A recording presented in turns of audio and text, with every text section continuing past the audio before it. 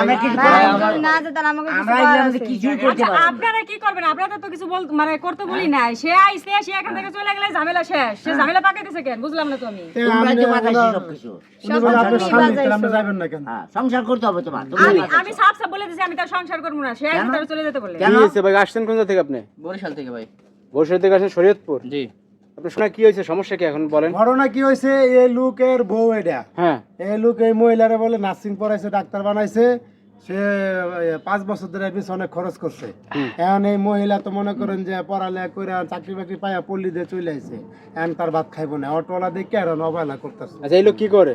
এই অটো চালায়। অটো চালায়। তো এ বিয়ে করছেন কতদিন? আরে 5 বছর। কিভাবে বিয়ে করছেন আপনার? Court marriage. কোর্ট ম্যারেজ করে বিয়ে করছেন 5 বছর? অনেক বছর। তো এই পড়াশোনা করেছেন আপনি? জি। নার্সিং পড়াতে তো ভালো টাকা খরচ হয়। অনেকটা খরচ হয়েছে। ওটা এখন হইছে কিন্তু হ্যাঁ এলোমেলো হয়ে গেছে তাই মানে আপনার সংসারের সদস্য কয়জন? 7 জন। 7 জন। আপনি অটো চালান? জি। তো জায়গা জমি বেচছেন মনে হয়? হ্যাঁ। হ্যাঁ, আনুমানিক কত টাকা খরচ করেছেন আপনি? 15-20 লাখ। ও মাই গড। অনেক আচ্ছা শুনেন, এই যে বলতে আছে যে 15-20 লাখ টাকা খরচ করেছে আপনার পিছনে, আপনার বিয়ে করতে গেল সত্য? ভাই, সে আমারে ভালোবাসতো, ভালোবাসে 20 লাখ 40 লাখও খরচ করতে পারে।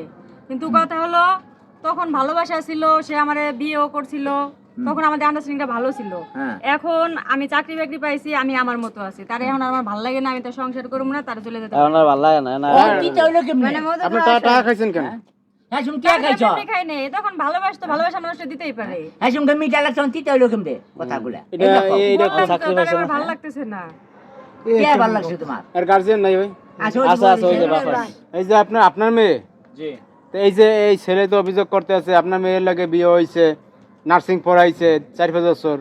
হ্যাঁ, তো এগুলো সত্য ঘটনা জানেন আপনি? হ্যাঁ জানি, নার্সিং পড়াইছেও, টাকা পয়সাও দিত, বিয়েটা যে কোর্ট ম্যারেজ করে হয়েছে এটাও জানি।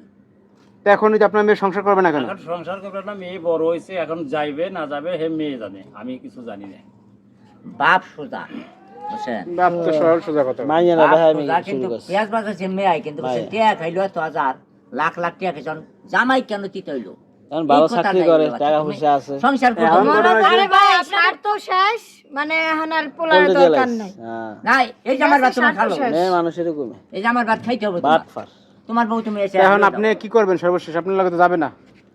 এখন ভাই যাবে না, আপনারা এলাকার মানুষ, আপনারা একটু বুঝা টুঝা বলেন। আমি তো আমার বউ চাই। আমরা কি কম? আমি কি করাবো না? আমরা তো ভাই যা করে আমরা না গেলে কি করার? পুরো দুনিয়ার মানুষ বুঝাইলেও আমি আপনার সাথে যাইতেছি না। আপনি আপনার রাস্তা মাপেন, আপনার সময় হলে আপনি পেপারটা পেয়ে যাবেন। আমরা কিছুই করবাম না, জোর করে আমরা এখন আমরা হোটেল দিয়ে কান্দন ছাড়া কোনো উপায় নেই। তোমার বউ তুমি কেমনে তো নেবে? যাই হোক, দর্শক ভাইরা দেখেন শরীয়তপুরের এই ঘটনা। আসলে এই বাইরে এখন কি করা উচিত অবশ্যই আপনারা কমেন্টে সবাই বলে যাবেন।